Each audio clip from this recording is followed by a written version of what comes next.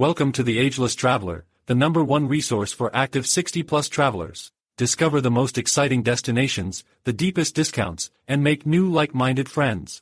Did you know that the NIH recently reported that travel increases your longevity? This episode of The Ageless Traveler is brought to you by Cruises.it, the most comprehensive ocean and river cruise site to book all your cruising needs. Receive the deepest discounts and perks beyond what is offered by the cruise lines themselves. Once you book, you are alerted if your cruise price drops, so you never pay a penny more than the lowest possible price. Now here's Adriane Berg, host of The Ageless Traveler. Hello. This is Adriane Berg, and this is The Ageless Traveler. And today we have a very special guest, but you know him. His name is Benjamin Epstein. He is a travel enthusiast. He is 72 years old, and he's going to tell us about climbing the Half Dome. Now, the Half Dome you will find in Yosemite National Park. You do need reservations. You'll hear his story about that in a moment. And what is the Half Dome exactly? Well, it is really Yosemite's most recognizable landmark. It's the top of a granite domed mountain, 4,800 feet off the valley floor, a total elevation of 8,844 feet, and most people take about 17 hours to hike it. Benjamin started at 5 in the morning sharp. You'll hear why and you'll hear how. Be inspired by a guy who was afraid of heights and was able to do the Half Dome. Thank you so much for being with us today, Benjamin. Pleasure to be here. When exactly did you hike the Half Dome? How recently was that? It was on Father's Day, which made it immeasurably more enjoyable. Yes. And did you go with anybody? Yeah, I went with my daughter. It could not have been more perfect. And how old is she? She is 25. So this or is 26. This is a great bonding experience for the two of you. Now, before we start anything, when I did my research, as I explained to the audience, you have to get either a permit or join the lottery. It's something that you do. Did you do that, or did you just show up? We did not just show up. We worked tirelessly and failed miserably. Each person can choose 6 possible dates that they would like to do this hike and submit those dates, and you can bring up to 4 to 6 people on that permit. My daughter chose 6 dates. I chose 6 dates. Neither of us succeeded in getting the lottery permit. Wow. I have a friend who has a friend who is a guide in Yosemite. And if you do the hike with a guide, they have permits.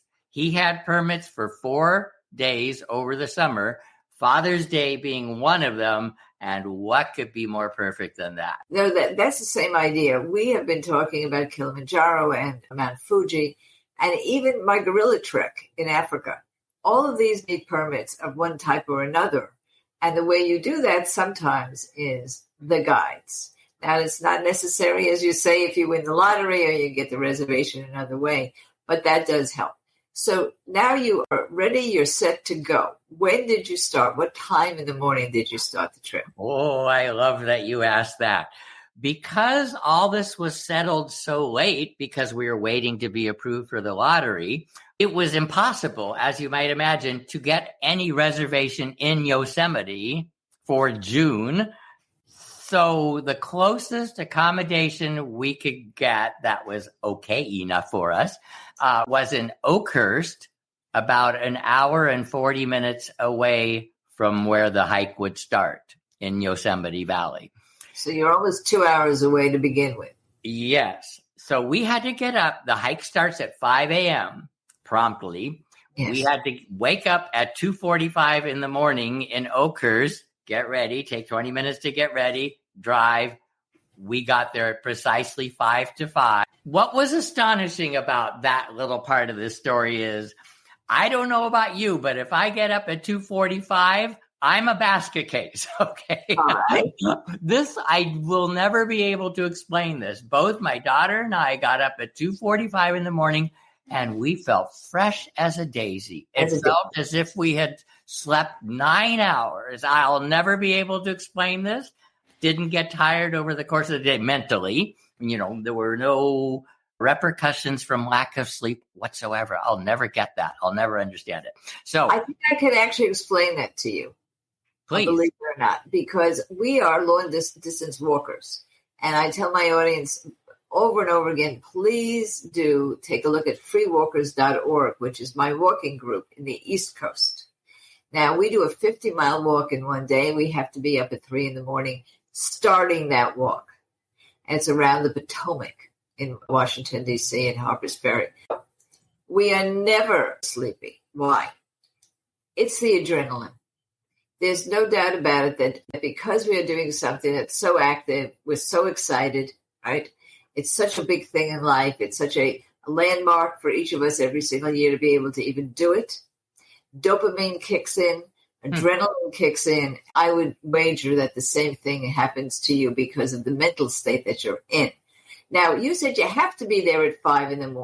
Is that to meet the guides or is that to make it? It's to meet the guides. Tell us about that. So I was put in touch with John DeGrazio. The name of his guiding company is Why Explore Yosemite Adventures. I want to say something about that because as I just went through with you, the only reason we got a guide was so that we would have a permit to hike. I never thought we would ever need one. I just got to tell you, I was so happy that we had him. I was so grateful. I could tell you why if you want. Yes, absolutely. Are you ready? Okay, I'm 73. I was with all young people. It was a group of 5, a wonderful group of 5, but they were all considerably younger. I'm in pretty darn good shape for hiking, but for whatever reason, pretty soon after starting this hike, I got the most excruciating cramp in my left leg, probably because there was no time to stretch or anything before doing all this. I had this horrible cramp, and it's stayed with me for the first 2/3 of this hike all the time. I thought, okay, this is not going to work out. That guide was so patient, so understanding. He took his elbow to my bad spot, worked it out. And lo and behold, you know that we made it. It sounds like, gee, I've been everywhere and done everything. But one of the things I have been and is have terrible leg cramps. It is the only problem that I have in walking and hiking, the only problem. And also often even right before I go to sleep. So this is a show where we share. And I beat it. And let me tell you how I beat it. I never go on any hikes or walks without a little tiny pill that you put under your tongue. And it does not require water. And it's simply called leg cramps. And you get it at CVS or Walgreens or any place you want to go. It has absolutely no side effect, at least for me, and they go away immediately. The people who do not like to take a pill for any purpose should bring themselves a little vial of pickle juice. I got it from my orthopedist, who said, all you need really before you go to sleep is a little bit of pickle juice, and you will never get that cramp. And it works the same way on a nervous system that causes those cramps and those muscle cramps. So there you go. And I'll put this in the show notes as well as the name of the guide that you use that you like so much, that was so patient.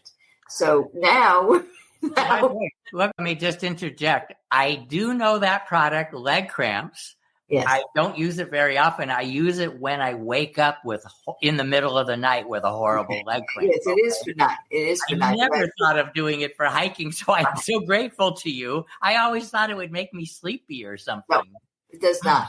It does not. So that's a great thing to do. And of course, you're going to use your hydrating powders that I put in water so that my electrolytes stay up and all that sort of thing. Yeah. Okay. Yeah. So now we got you going and your daughter is going. And I took a look at the Half Dome. Now, there's a lot of steps there. It is a path. I think people should know that it's a path. You're not going to be bouldering or canyoneering as we do sometimes here in the Coachella Valley. So what's the feel like as you do go up the path? What does it look like? Does it get more beautiful? Is it boring? I mean, we've done all of this in hiking. It's never boring. And I'm going to guess that it is the most non-boring hike in Yosemite. You have several waterfalls along the way. You've got the raging river. You said something about steps. Yeah. This is another astonishing thing about this. There are actually steps cut out of the rock in many, many places. Many steps. And in fact, on the next to last section called the subdome, it's truly cut into the rock slab. There are steps. All that said, that trail is steep. The first 2/3 of that hike is very, very steep, and I would say relentlessly so.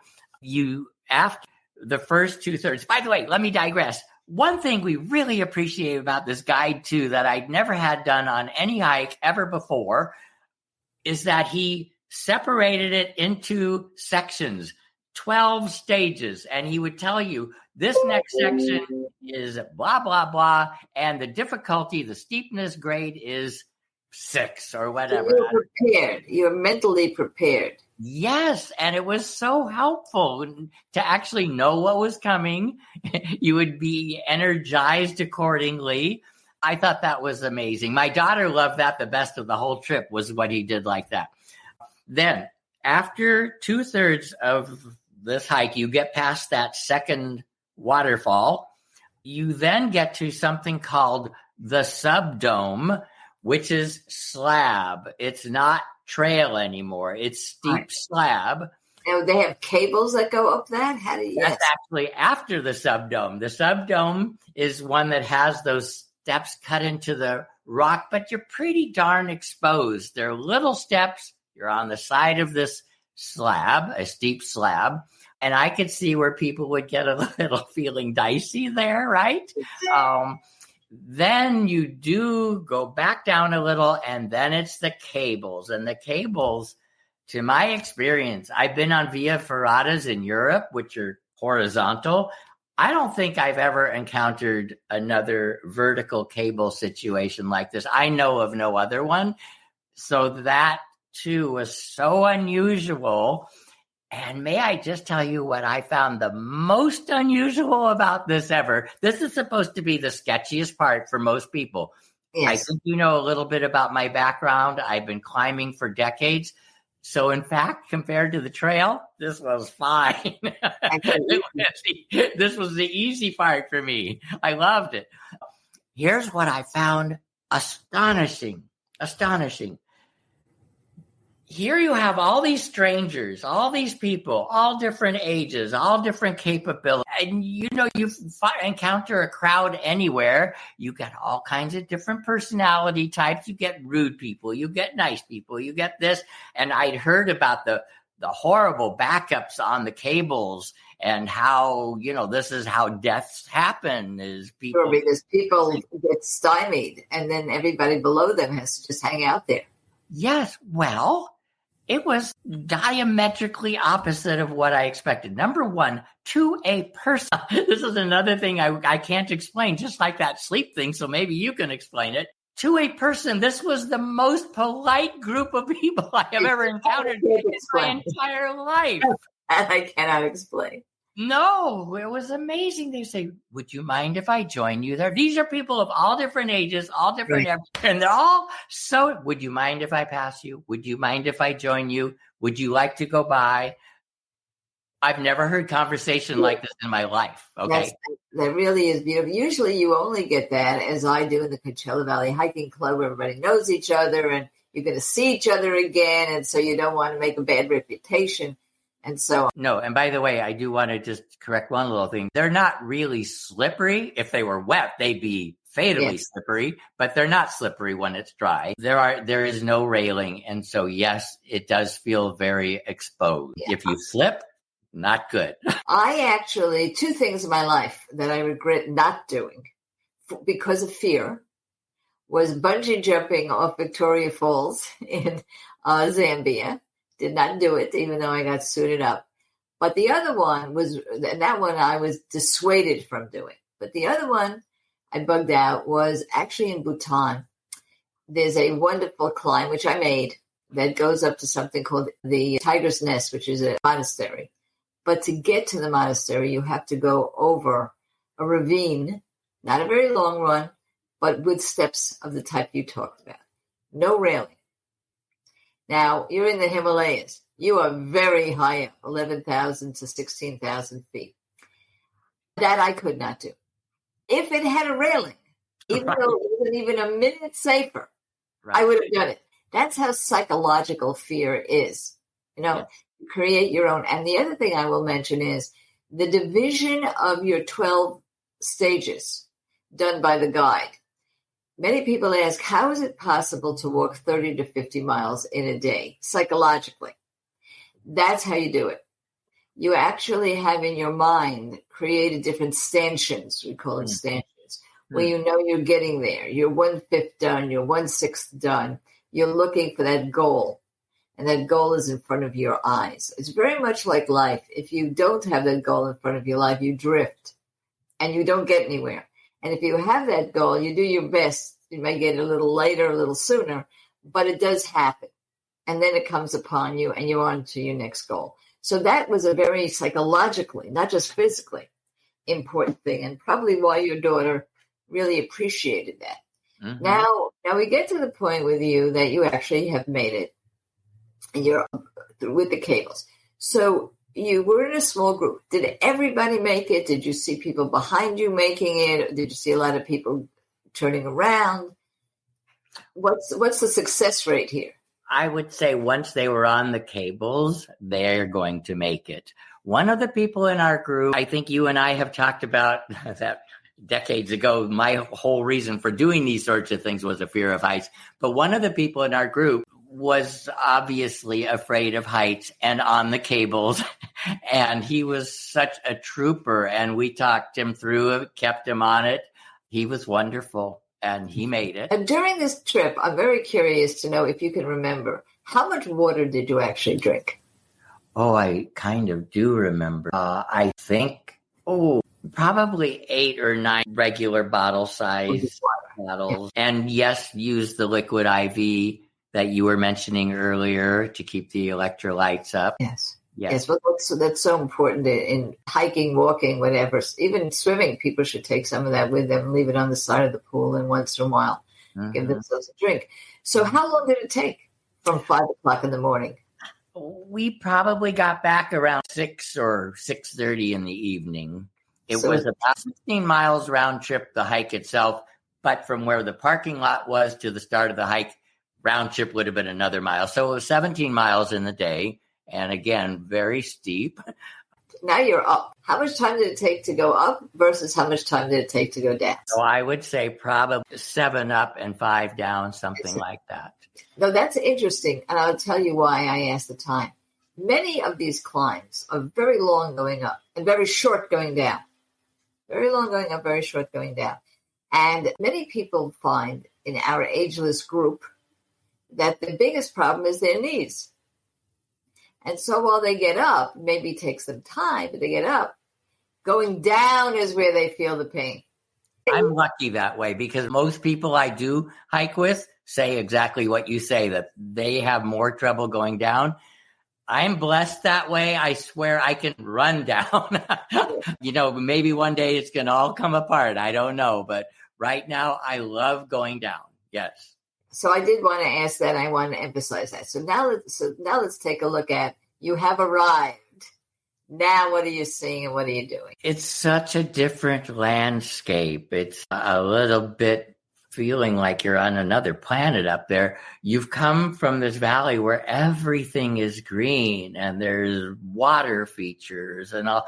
Here, it's that granite dome. It is just granite. It is bald, okay? And I think I didn't even understand until I saw the same picture I sent you, my daughter and I, at the top. You looked at that is a long, far away, deep valley below you. El Capitan, which everybody knows is the famous icon in Yosemite, looks pretty darn small down there, okay, way out in the distance. And we took this picture, most people take this picture, off a little kind of a potato chip that juts out over this great expanse of space. It's pretty cool. Very cool. Yeah, very cool. One of the things that I can tell you about our hiking is it's great to be up there and looking down. One of the things that we try not to do is look up. Because if you look up, you say to yourselves, I can't make it. Even things that are less high than the half dome. where we come here in the Coachella Valley, things that I've hiked 100 times. When I pass it by in a car and I can see my destination, let's say from the road, I think it is not possible that I've been up there. And I'm not going. And I've been there 100 times. That's like when you look up at San Jacinto Peak above the Palm Springs aerial tramway. I've done that hike many times. You look up there. How'd you ever get there? How'd you ever get there? This is true. My favorite personal hike, which you can do on a daily basis, is to Bob Hope's very interesting home on Araby Trail in Palm Springs. And I can see it from my window where I live. And I have been up there a dozen times. If I look at it from my window and I say, I'm going up there, I'll think, you're not. You can't make it. So get up there and look down and be proud of yourself. Do not look up. That's, again, life metaphor. It's wonderful to be a success and look at your past. It's much more difficult to be where you are and think of where you have to get to and say, I don't know if I can ever make it. So don't think about it that way. You're taking pictures. Now, do you linger up there, or do you generally, after your pictures and so on, go back down? It's different for different kinds of hikes. We sort of lingered, certainly for at least 45 minutes. We had lunch up there. Okay. The guide brought his favorite Belgian chocolate to pass around to celebrate. Yes, we did spend some time up there. It's pretty interesting earthscape. Now, of course, we will have resources where people can take a look at a step-by-step program and the pictures for it. So this won't be a mystery to anybody. Now, you're down, you did it. I want to talk about preparation. Now, you've mentioned a few times that you're a lifelong hiker. This is not new to you, except you didn't take the leg cramp medicine. Right. But other than that, how was your preparation for it? Did you do anything physical, and what did you bring with you? Regarding preparation, I certainly did increasingly long local hikes, probably 7 or 8 miles each time, twice a week. The hike itself, again, probably in total for the day, probably it was 16 to 17 miles. So I think there were a couple of 9 miles days, but I didn't want to wear myself out. Sure. Conversely, my daughter did nothing. Not surprised. She crushed it. Look, let's face it, right? The ageless traveler means something. Well, we've got wisdom. Okay. Yeah. So now what did you take with you? You got your water. The water, the liquid IV. I had from Trader Joe's those little handfuls of trail mix. So anytime you're feeling a little whatever, many people that are listening might hate this, but I took little tins of sardines. They were so easy just to open, eat right out of it. Solid protein, olive oil. Very important food. Maybe that's a clue. And then, of course, poles. Do you use poles? The member of the party on the cables to whom I was referring, he was from back east. He was using poles. And I have them, don't normally use them. I think it would have been wise this time to have brought them. And when I got my leg cramps, he graciously allowed me to use his for those, again, for the first third of the hike going up. And I'm eternally grateful. I told him I would buy him a case of beer in thank you, but he couldn't take it back on the plane.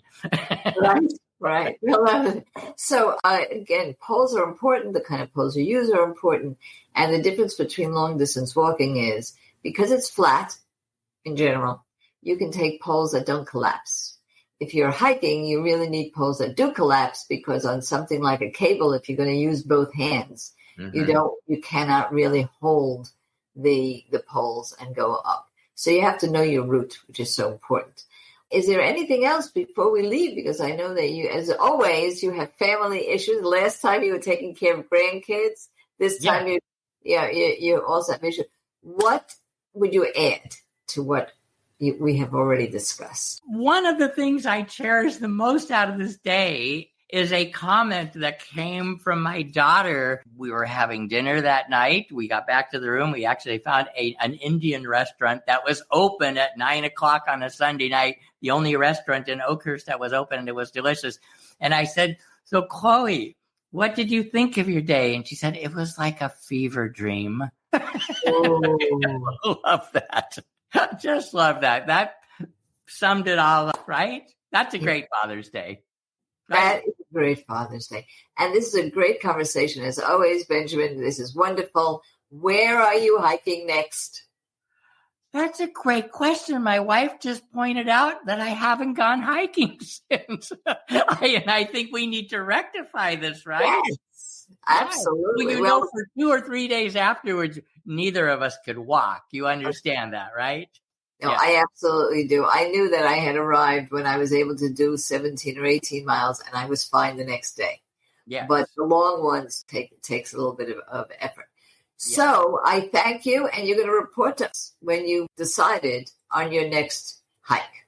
Yay, I will. Thank you so much for having me. You are such a pleasure to have a conversation with every time. You are amazing. Oh, we have such a great time here, and we're going to take a little bit of a break now. When we come back, I'm actually going to give you some information about Kilimanjaro and Fuji, and some general information about my next hike and where I'm going, which won't be until Thanksgiving and 2025. And that's going to be in the Moab area, in Canyonlands, and also in Archers in Utah with my daughter. Oh, so that sounds amazing. It'll be great. Okay, you take care, and everybody else, stay tuned. Don't you go anywhere.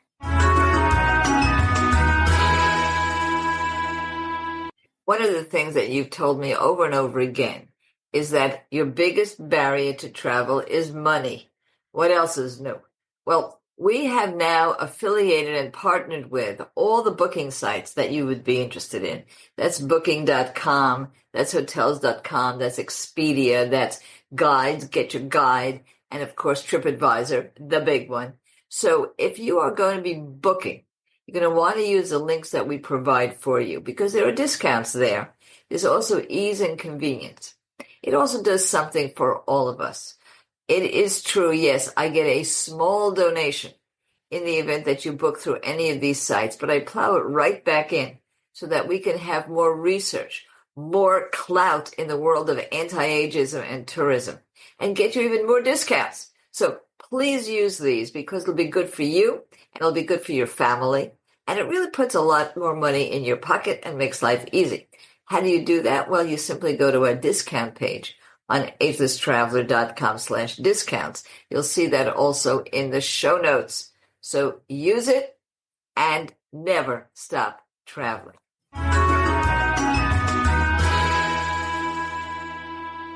So now we are back, and I just wanted to mention that there are a few other iconic mountains. We might call them bucket list climbing. I'll be going to Moab, and if you know Moab, Utah, you know it's one of the most beautiful places in the world. But it's near 2 national parks, Canyonlands and Archers, going with climbers. And that's very unfortunate for me because these are real climbers. They do the rappelling and all the canyoneering and so on, and they are my daughter and son-in-law. So we'll see how we can keep up. And we'll make full reports about Moab so that you can think about climbing and adventuring here in the U.S. But I did want to give you a little information about 2 areas that I am asked about all the time, one of which we may be going together. When we do our Japanese trip in July of 2026, I'm seriously thinking about climbing Mount Fuji. Now, this is not so extravagant as you may think. First of all, it is a volcanic mountain. What you're really traversing from the base camp all the way through is lava rocks. And there are several ways of doing this. There's 3 and 4 hour hikes. They're about 4.35 miles. So many of us can walk that amount, and it is a path. At top, you get to about 8,000 feet. You may know that, let us say, Santa Fe, the city of Santa Fe. You may not realize it, but it itself is 7,500 feet. So it's kind of like walking around in Santa Fe. If that altitude bothers you, Fuji's going to bother you. If it doesn't, if you don't even know the difference, this may be just fine. It will be hot when we go, and there are several ways to go. You can do as many as 8 days up Mount Fuji because it does have huts all along the way, places that you could stay. You could also do the 2 or 3 hour hike that I'm thinking about, but most people actually do a 2-day Mount Fuji. It's very peaceful. It's very relaxed. The first mountain hut is about 3,000 meters. And then on day 2, you usually get to the summit and then you go back down the mountain. You see a beautiful sunrise, beautiful sunset. And the mountain hut is at the 7th station. There's just 8 stations to go. And once again, like all of the trips that we suggest, take a guide. In fact, guides are required on most of these trips. You don't want to go without one. Now, the big kahuna, the one that everybody talks about, is climbing Mount Kilimanjaro. I had a very good friend who did do that. She was 70 years old when she did it. And a big surprise, her Sherpa, which is what it was called at that time, called guides now, had a big sign in his pocket. She didn't know it was there. And when they got to the top, he took out the sign, put it on a pole, and it said, "Mama made it. Mama made it." That's what we like to see. Now, of course, for that, you have to get to Tanzania, not to Utah, not to Japan. So that's the first part of it. And you'll probably go from a town like Moshi or Arusha, where in and of itself, there are some things to see. Best time to go is July through October. Otherwise, it's kind of wet and muddy. It might not be for you. And this is much longer. People take from 5 to 9 days. 6 is kind of the average, but again, for us ageless traveler, we may want to take the longer one. There's lots of equipment that you have to take. Most of it could be rented, and many of it, if you're a ready hiker, you already have. I took a look at all of the equipment. Frankly, as a walker, I have all the equipment there. So these are just some of the things that you might be interested in. We put all of this information with the websites on our show notes here. So just go take a look at it. If you're on our own website, or if you're on Spotify or Apple or any of the others, you'll find it there. And in terms of cost, there's no doubt that the most expensive of these trips is the Kilimanjaro because it's the longest one. Now, this is the type of thing that we love our audience to know about. But if there are other things that you want to know about, let me know. You simply go to fanlist.com/ageless traveler. You'll also see that in the show notes, and ask Adriane. You can send a text or you can leave me a message. But the most important thing for you to do is to subscribe to our newsletter. You do that at agelesstraveler.com. You'll see a pop-up, and you'll immediately get not only our newsletter, but our ebooks, free ebooks, my favorite being 3 Ways to Never Stop Traveling. Now, we are part of a consortium of wonderful podcasts for people over a certain age, and one of them is Reinvention Rebels, which actually starts pretty young if you want to reinvent yourself. The possibility of doing that is never-ending, and Wendy Battles really walks you through with inspiring stories of people who have really made a change in their life. That's Reinvention Rebels. You'll see the URL to that also on our show notes. And you know what I'm going to say, guys? Never stop traveling.